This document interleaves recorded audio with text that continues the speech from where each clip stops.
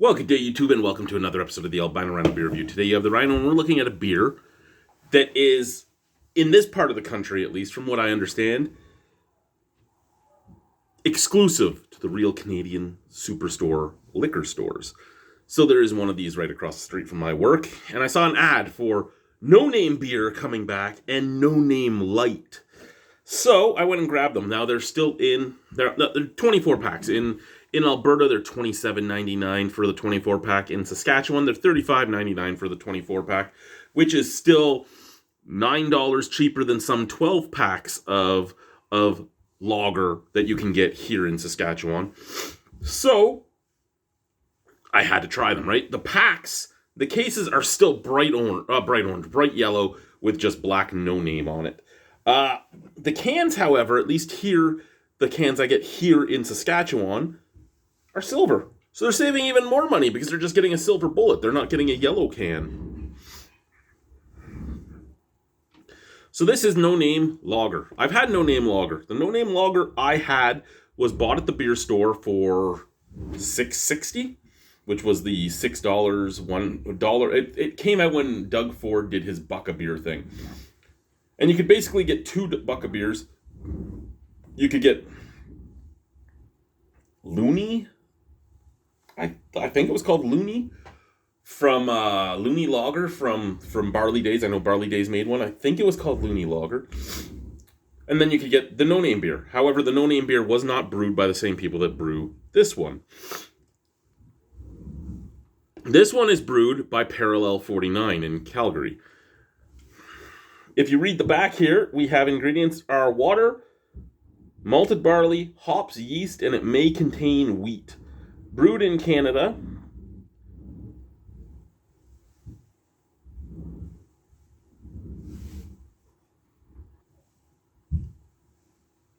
Brewed in Canada at the Real Canadian Liquor Store Limited, Calgary, Alberta.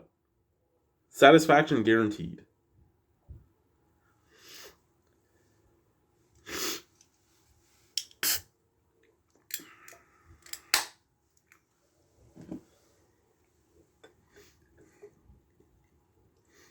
I must say, I'm a little sad that it's not a bright yellow can. I remember the bottles were the bright yellow label and they just said No Name beer. And I mean, I was really okay with that. And the can it doesn't do the same thing for me not being yellow. The beer just looks like beer, right? Big frothy white head, bright yellow. I can even hear the snap crackle pop down here. Nice snap crackle pop. Not going to get much scent out of the glass, but we'll try anyway. Actually, kind of smells like wet hay. Same, wet hay. Okay. So I know that sometimes beers like this do not do well under the conditions I'm doing, which is room temperature conditions. I know that. But this is how I test my beers. So this is how we're going to do it. Cheers.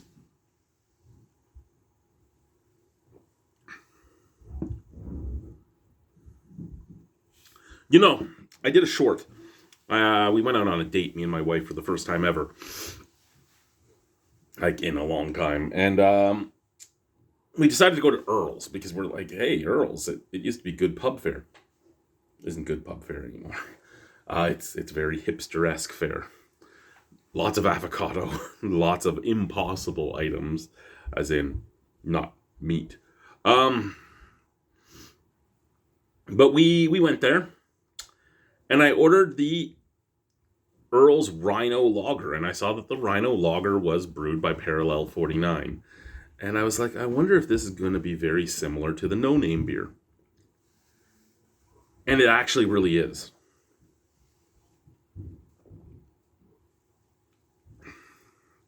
I did a short saying, hey, this would work well with food and all that. This would work well with food. You get it cold, and it's not going to have any aftertaste at all. Right now, it has a little bit of like a wet hay aftertaste.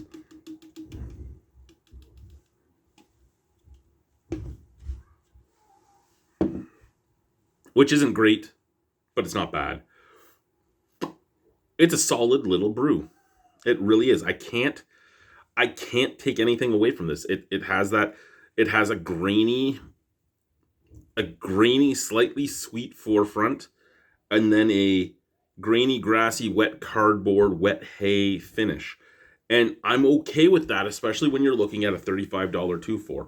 This tastes better than almost any Minhas product I've ever had, at least in the lager variety.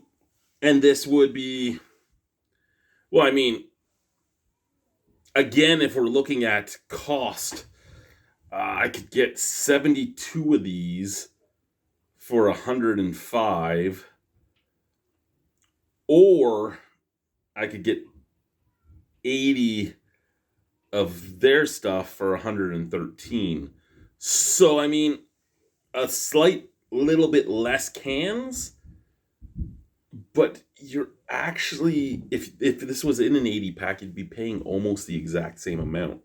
So when you're comparing this to, say, like Nova Lager or Minhas Lager or Sunset Lager or any of the other lagers they make, this is well and above a much better product for basically the same price. And it's brewed by guys that, although they still have some any brewery that's been around for a long time will have some controversy. But even though there's some controversy behind Parallel 49, and there's some stuff by them that I'm not a fan of and all that, I can get behind this, regardless of whether or not I fully love them. This is a good beer for the price in the place I'm in. Excuse me. Am I going to give it a high mark? No, it's going to get a 7 out of 10. It is what it is, right? It's a solid drinking beer. Cheers.